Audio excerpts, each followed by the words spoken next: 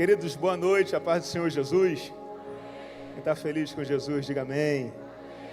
Glória a Deus, que privilégio, que presente eu recebi nessa noite como oportunidade de ministrar a palavra do Senhor aqui nessa igreja que eu tanto tenho um carinho especial por ela, que eu tanto amo.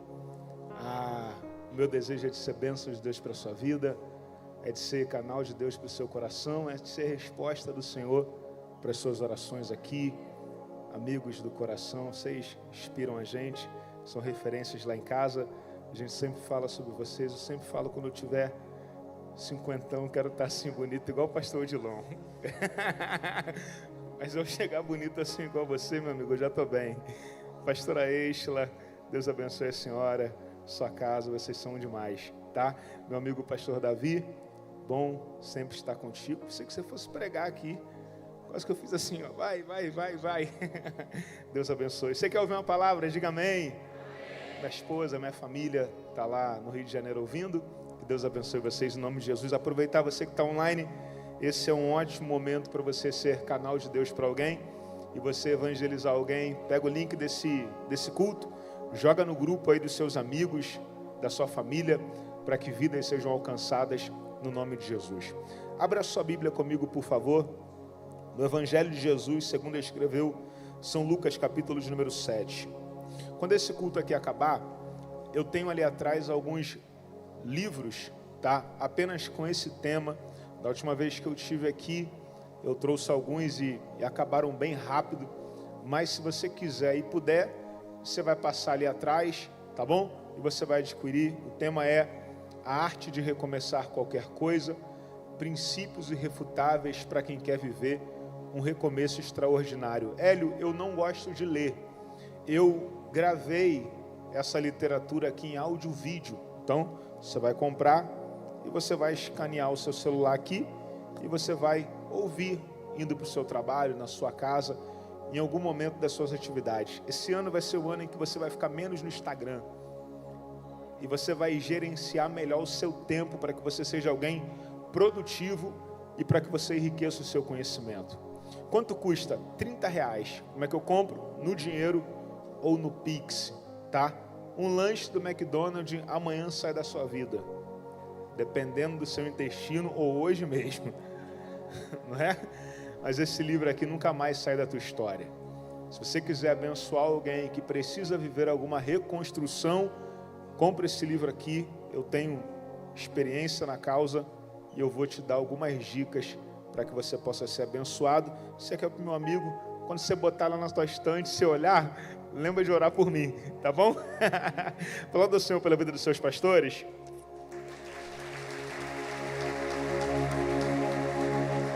Lucas capítulo de número 7. Lucas capítulo 7.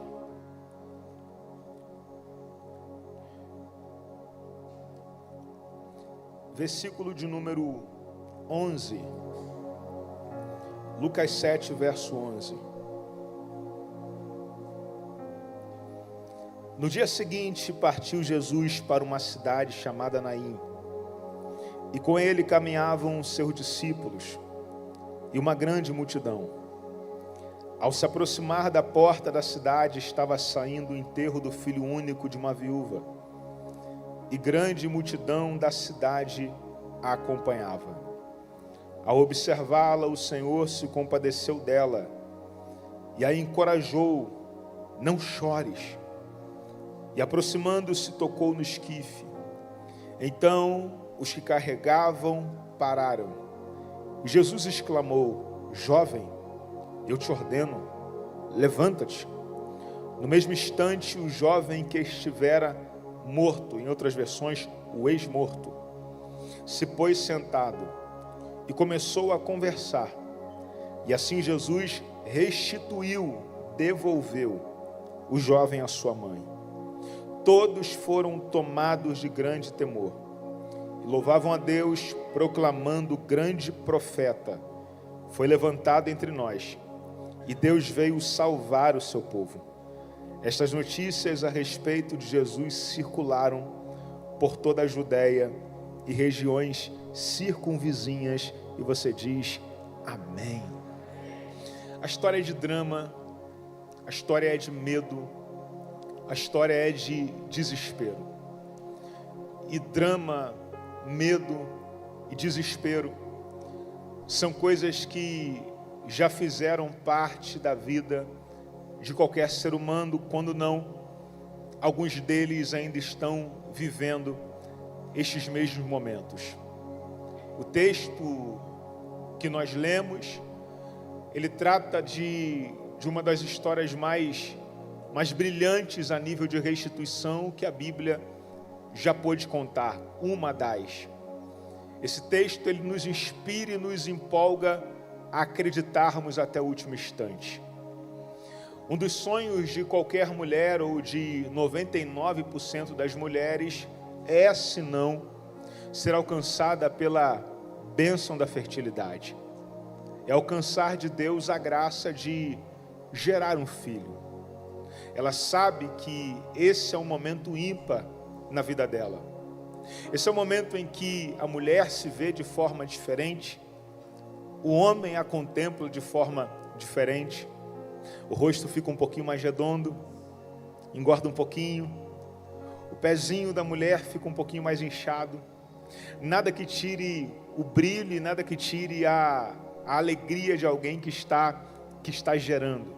Para o homem é maravilhoso olhar e contemplar. O corpo está mais gordinho, algumas marcas de estria, o corpo com algumas alterações, seja de humor, náusea, um pouco mais de enjoada, as mulheres sabem do que eu estou falando, um pouco mais de dor de cabeça, e não é aquela dor de cabeça que ela inventa, é de verdade essa. Esse é o momento em que na vida da mulher, uma mulher fica totalmente impressionante aos olhos do homem. É o momento em que agora ela começa a calcular junto com o marido, será que vai puxar quem? Será que vai ter o meu nariz? Aí ela fala, não, o seu não, que o seu é de batata. Não, mas será que vai puxar a tua orelha? Não, a sua é de abano, também não pode. Aí o outro fala, não, mas tem que puxar a minha cor, a sua altura. Tomara que o DNA mais forte seja o meu e não o seu. Você tem a perna para fora, o outro para dentro. A sua é igual o tesouro, e aquela brincadeira, vai ser mais moreninho ou mais clarinho? O que pouco importa. O que importa de verdade é quando a criança nasce, a gente contempla em nossos braços, e esse é o resultado mais especial pós-gestação. Essa mulher, ela faz de tudo para que ela tivesse uma gestação literalmente abençoada. Isso acontece, investe tempo, cuidado naquela criança, juntamente com o seu marido, e eles vão colocando expectativas sobre a vida daquela criança.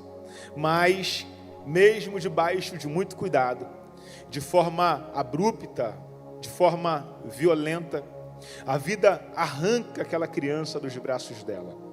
Aquela mulher agora, ela começa então a viver aquele momento de dor não programado e muito menos projetado pela vida daquela família. Ora, momentos de dor, perca, dificuldade sempre farão parte da nossa história. É o que a Bíblia está querendo nos mostrar.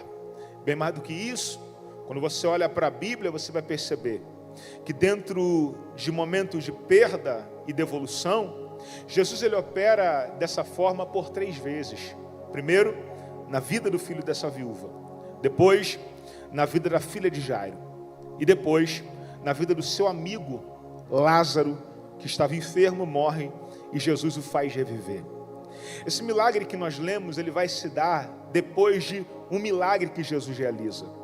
O Senhor, que tinha um centurião que estava enfermo, ele tinha tanta fé, mas tanta fé e tanta humildade, que ao encontrar-se com Jesus, ele simplesmente pede para que Jesus nem fosse até a sua casa, mas simplesmente liberasse uma palavra de ordem, e aquele menino, aquele homem, seria curado. Jesus acha aquilo ali poderoso e diz, eu ainda não vi uma fé como esta em Israel. E a Bíblia diz que o menino é curado.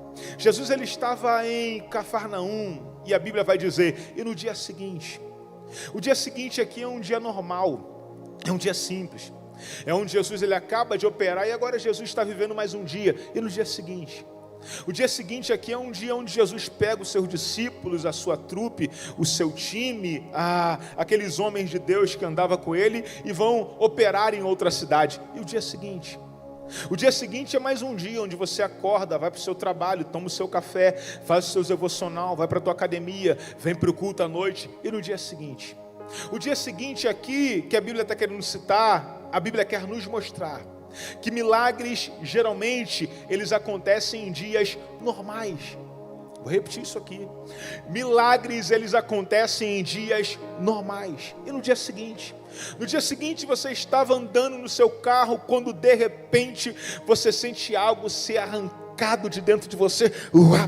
E quando você vai no médico no outro dia e você fala: doutor, faz um outro exame daquele para mim. E você chega no médico e o médico fala: desapareceu. Você lembra, foi naquele dia. O dia seguinte é aquele dia em que você está cansada de vir ao culto sozinha, vir à igreja sozinha, porque o seu marido ainda não entregou a vida dele para Jesus, mas de repente você fala que você vai direto do teu trabalho para o culto, e o teu marido fala assim: será que dá para você passar aqui em casa para a gente ir junto? Aí você fala: para onde? Aí ele falou: hoje Deus colocou no meu coração de ir para a igreja com você. Aí o culto acontece, os louvores tocam, a palavra é ministrada, e sabe quem vem aqui na frente? O teu marido. E no dia seguinte? O dia seguinte é um dia em que você, depois de ter recebido negativas do banco, agora você decide do nada, no fim de semana, abrir o teu e-mail e a resposta do financiamento e do crédito e a aprovação está lá. E no dia seguinte? E no dia seguinte o teu filho simplesmente decide colocar no coração dele de fazer uma surpresa para vocês, e a surpresa que você menos espera é ele retornar para o altar e ele vem em lágrimas dizendo: pai, mãe, eu nunca mais largo esse Jesus. E no dia seguinte? Eu preciso quebrar nessa noite a nossa religiosidade, porque nós temos o costume de acreditar que Deus só vai trabalhar quando nós estivermos aqui. E a gente está enganado, porque aqui nós recebemos o dunamis, o power, o poder, a graça, a autoridade, o hope, a esperança. Mas milagres acontecem em dias naturais sobre a vida de pessoas que creem em coisas sobrenaturais. Eu vim dizer para você que a cura vai chegar com você lavando a roupa, Deus vai te curar lá. O milagre vai chegar com você no trânsito, Deus vai falar com você lá. Seu filho volta para Jesus numa oração no lar, Deus vai fazer com você lá. Dá para você levantar sua mão para o céu, que eu tenho uma palavra para liberar sobre a sua vida. Dias naturais serão marcados com encontros sobrenaturais. Tem alguém para crer no que Deus está falando aqui essa noite? No dia seguinte, Jesus ele saiu de Cafarnaum e ele está indo até direção a Naim. E Jesus ele precisava chegar depressa em Naim, porque Jesus sabia que algo estava para acontecer. E no caminho de Cafarnaum até a entrada de Naim, Jesus percebe que existiam alguns homens que estavam em um cemitério, cavando o sepulcro para que alguém fosse colocado ali dentro. Porque bem como as carpideiras elas eram pagas para chorar em velórios, os homens que trabalhavam nos cemitérios, eles recebiam para trabalhar cavando sepulcro, cavando caixão, arrumando lugar para que homens fossem sepultados. Mas quando Jesus passou pelo caminho daqueles homens, uma mensagem já foi no coração deles, e guarda isso para nossa caminhada. E quando Jesus está indo, a Bíblia diz que Jesus não vai sozinho. O texto diz que Jesus ele parte junto com os seus discípulos, e a Bíblia diz: e a multidão. Veja que a Bíblia não une ou faz uma simbiose de multidão e seus discípulos, mas a Bíblia ela faz uma segregação, uma separação. A Bíblia diz que Jesus ia com seus discípulos e com a multidão. Por que, Hélio? Muito simples. Porque Jesus sabia que a multidão não o amava. Jesus sabia que a multidão estava com ele pelo que ele poderia oferecer.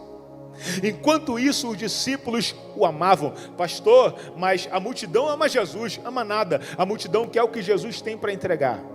Veja quantas pessoas já vieram para Jesus e já foram embora quando Jesus não entregou o que elas oraram pedindo. Elas nunca foram discípulos, elas sempre foram multidão. Porque os discípulos eles estão aqui. Entra ano e sai ano, eu te amo, Jesus. A oração não foi respondida, mas eu continuo confiando na sua palavra. Não trate Jesus como alguém que supre a sua necessidade. Trate Jesus como benefício só dele já estar perto de você. Jesus não é uma necessidade, Jesus é o meu benefício. Aquela multidão continua acompanhando Jesus, aquela multidão está perto de Jesus, até que Jesus ele vai entrar em Naim. E quando Jesus ele vai entrar em Naim, aqui começa a ficar interessante, ele vai se encontrar com uma multidão. É a multidão da vida com a multidão que carrega um morto. É uma multidão que carrega lágrimas com uma multidão que carrega a alegria que é Jesus. É uma multidão que anda com vestes de alegria e a outra que vem com lágrimas nos olhos. É uma multidão que vem com adorno de festa porque Jesus está ali, e é uma outra multidão que carrega o luto junto com ela. A porta da cidade de Naim será o tribunal. Por qual razão? Porque ali Jesus vai julgar a causa daquela mulher. Como assim, Hélio? Aquela mulher que estava carregando o seu filho em um caixão.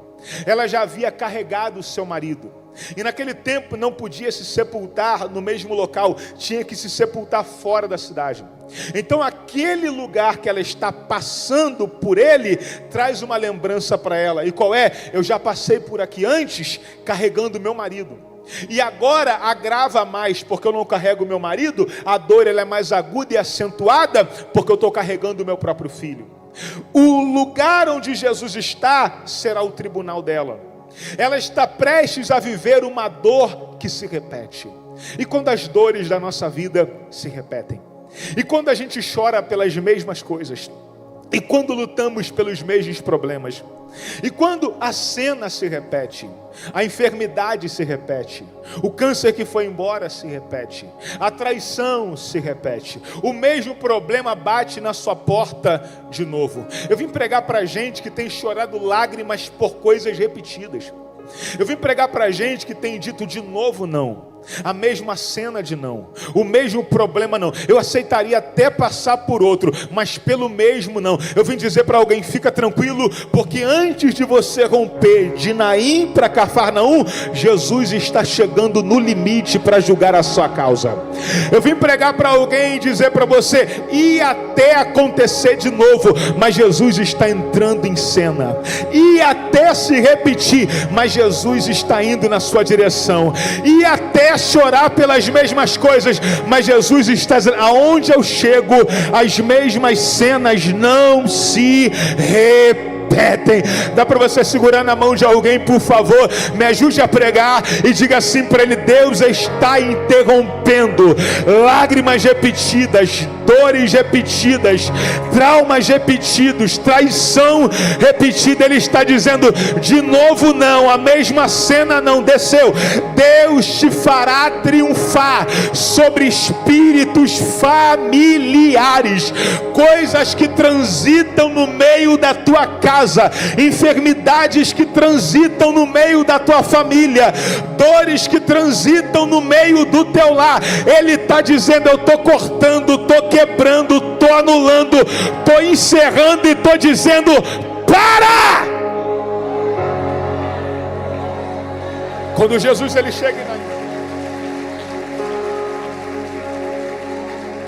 quando Jesus ele chega em Naim, Jesus para na porta de Naim.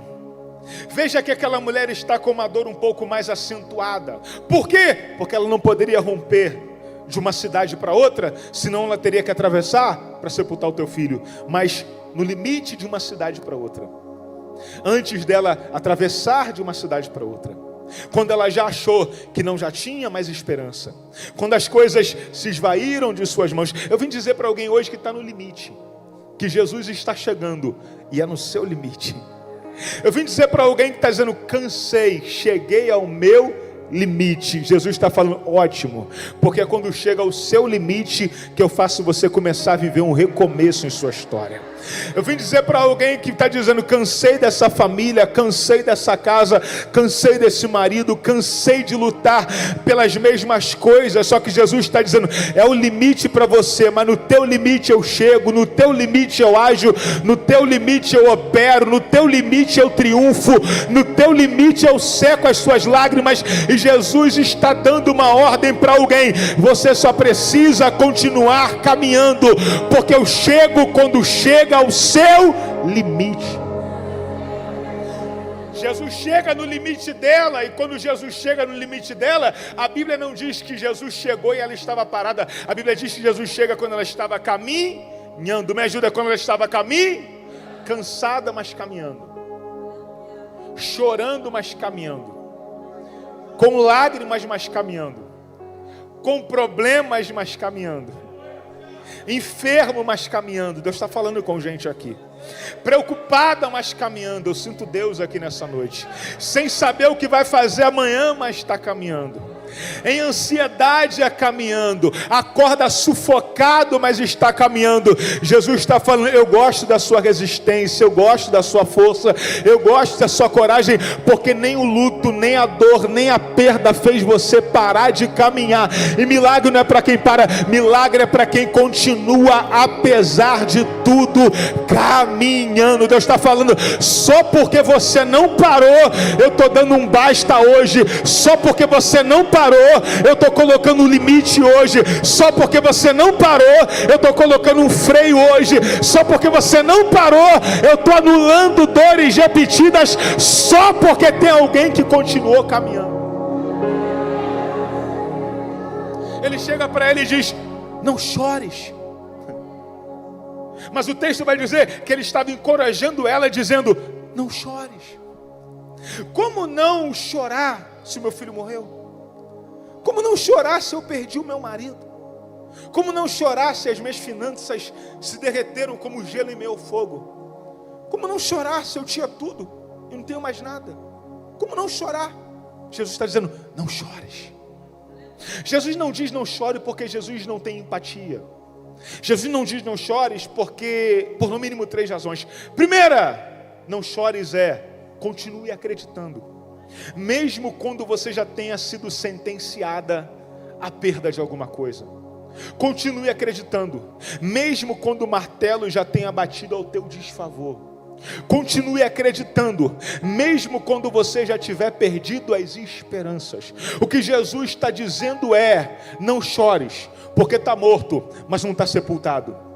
E há quem diga: enquanto há vida, ainda há esperança. Com Jesus não, enquanto há fé, ainda há esperança. Jesus está dizendo: não chores por uma outra razão. Qual? Porque eu não estou te perguntando do que ele morreu. Jesus não pergunta: morreu de quê, para saber se eu posso agir. Porque Jesus, pouco importa a causa, ele vai direto no efeito para te devolver aquilo que saiu da sua mão. Jesus diz: não chores, porque Jesus está dizendo para ela: continue acreditando e confiando em mim. Dá para você pegar na mão de alguém e dizer para ele: não chore, porque ele continua no controle. Diga isso para ele, diga: eu sinto Deus nessa palavra, eu queria liberar isso para o coração de alguém. Ele está dizendo: não se perca em meio às perdas, não se preocupe pelo que saiu. Se continua perto dos teus olhos, ainda há condição de restauração. Não choreis. Pastor, mas eu já desisti, parece que morreu. Morreu não, nem sepultado foi. Se não foi sepultado para você, imagina para Jesus. Não choreis. Aí ele diz: cadê o jovem? Oh meu Deus, quando Jesus me falou isso aqui, eu quase pulei da cadeira. Ele não falou: cadê o morto? Ele falou: onde está o jovem? Cadê o jovem? O que você está chamando de morto, Jesus está chamando de jovem. O que você está dizendo que morreu, Jesus está falando: está novo e tem vida pra caramba ainda. Jesus não fala: cadê o casamento falido? Ele fala: cadê o casamento? Ele não está falando: cadê a saúde que o médico já desenganou? Ele está falando: cadê a saúde que para mim é jovem? Ele não está falando para você do que você diz que morreu. Ele está chamando o que você chama de morto pelo nome e dizendo: está novo e tem muita vida ainda. Eu vim pregar para alguém para dizer: algumas coisas que homens já decretaram como morto e já até cavaram sepultura para enterrar, Jesus está falando: está novo, tem alegria para te dar, tem riso para te oferecer, tem mais vida do que você imagina. Onde está o jovem? Está aqui. E a Bíblia diz que quando o cortejo vem, Jesus toca no esquife. Pá. Jesus não toca no menino, Jesus toca na estrutura que estava o menino.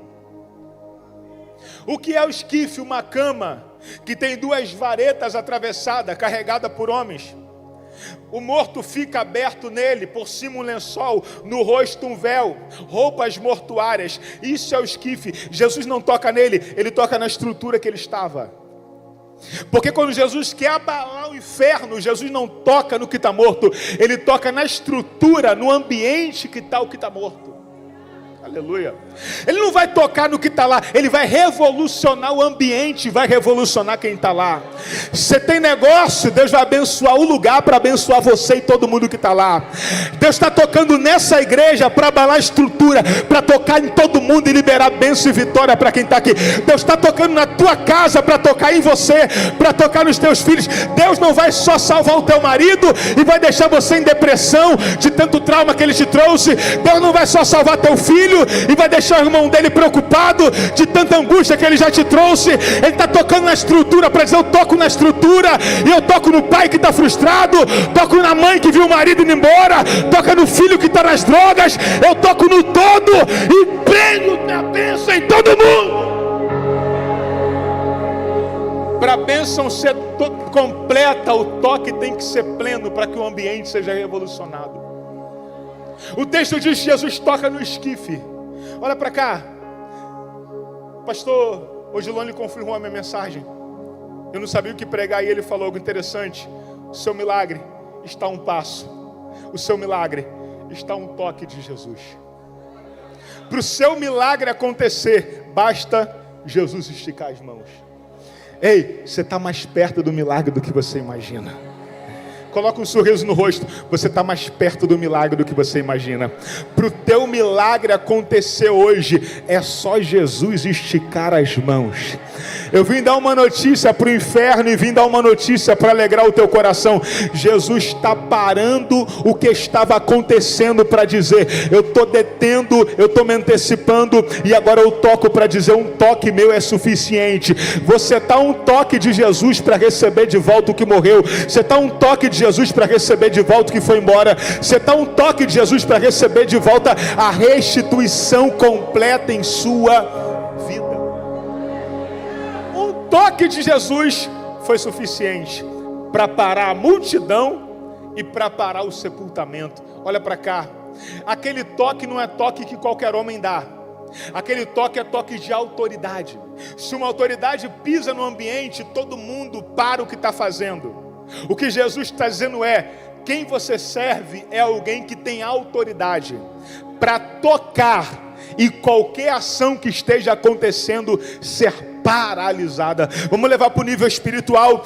Quem você serve tem poder para tocar na estrutura que você está, para que qualquer ação no mundo espiritual ao seu desfavor seja totalmente paralisada. Eu tenho uma palavra para liberar sobre a vida de alguém. Tem alguém que recebe palavra profética? Eu já vou finalizar, mas eu preciso dizer isso aqui. Jesus está paralisando algumas ações que eram contra você. Te ameaçaram te mandar embora, Ele está paralisando o que era contra você. Te ameaçaram desfazer contratos, Ele está paralisando o que era contra você. Ameaçaram sair da tua vida, Ele está paralisando o que era contra você. O teu marido te ameaçou ir embora essa semana, Ele está paralisando o que era contra você. Te ameaçaram a retroceder, Ele está paralisando todas as coisas que eram contra você. Anima o coração de alguém e diga assim para ele: Jesus está paralisando tudo que era contra nós, porque quem nós servimos tem autoridade.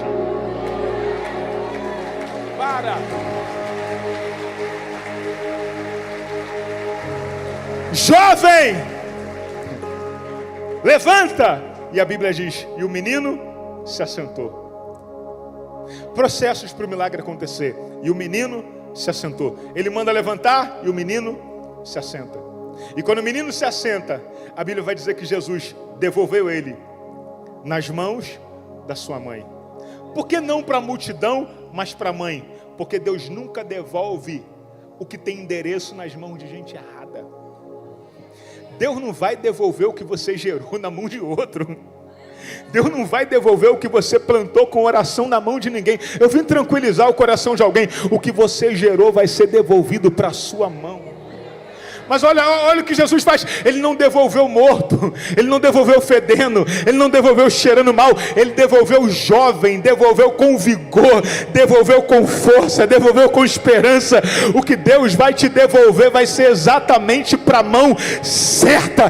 Deus não vai devolver o que você gerou nas mãos de pessoas que vão bagunçar com a história. Deus vai devolver o que você gerou nas suas mãos. E Jesus está, não chores. Como não chorar diante de algo tão grandioso? E os olhos daquela mulher marejando com lágrimas, e o coração acelerado, e Jesus, não chores. E a mulher feliz, porque aquilo que saiu das suas mãos, agora voltou. A pergunta é, e quem cavou a sepultura? Ela falou, Senhor, só tem uma coisa, que foi, preciso voltar lá em Cafarnaum, pelo menos para poder pagar quem cavou a sepultura e que anunciou que aquilo que era meu tinha morrido. Aí Jesus falou, não, fica tranquilo, porque quando eu passei por lá eu já deixei uma mensagem para eles. Porque eles sabem que no ambiente que Jesus pisa, não tem sepultamento, não tem velório, não tem morte, não tem vergonha. Tem alguém para levantar uma mão para eu profetizar sobre a sua vida? Jesus está passando na sua Cafarnaum para dizer, ei, pode parar com essas notícias, podem parar com esses movimentos. Se eu fosse você, eu jogava essa enxada fora, tapava esse buraco, porque o que o meu filho gerou com oração, eu estou entrando em cena para interromper. Eu vim profetizar sobre a vida de alguém. 2025 será o ano em que você celebrará por coisas que Deus irá te devolver. Pastor, eu achei que eu iria ganhar. Ganhar é bom, irmãos, mas ver Deus devolvendo o que nós perdemos é dupla honra para Deus ser glorificado. Satanás vai ter que ver a glória da última casa será maior do que a da primeira. E se você crê, Devec Santo André, dá um pulo dessa cadeira, fica de pé, aplauda, glorifica, celebra.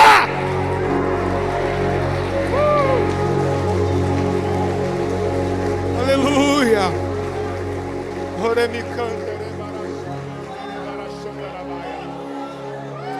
Choremiante,